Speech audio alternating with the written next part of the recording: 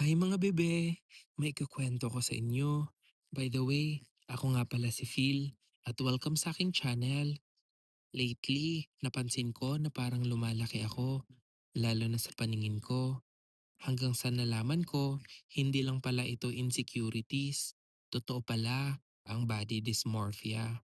Isa itong mental health condition kung saan sobra-sobra tayong nahuhumaling o nababahala sa isang kapintasan sa itsura natin. Kahit na maliit lang ito o minsan hindi naman talaga napapansin ng iba.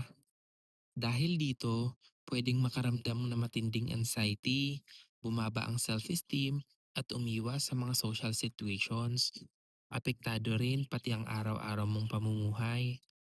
Madalas mong ikumpara ang itsura mo sa iba kasi pakiramdam mo mas maganda o mas gwapo silang lahat kesa sa'yo.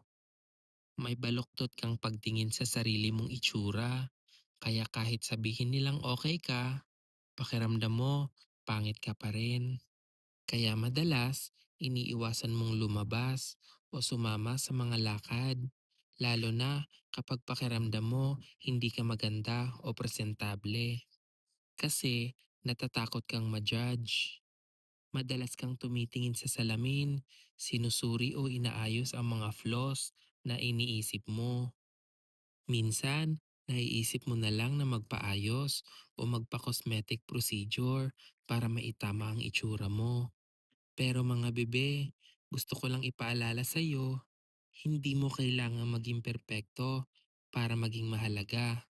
Hindi ka nag-iisa. Maraming dumadaan dito at may pag-asa. Kung nararamdaman mong ikaw din ay may pinagdadaanan na ganito, please, huwag kang matakot humingi ng tulong. Mental health matters. You matter.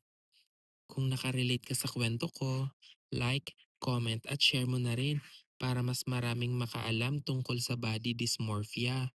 At syempre, don't forget to follow for more kwentuhang totoo mula sa puso. Hanggang dito na lang muna. See you sa susunod na kwento.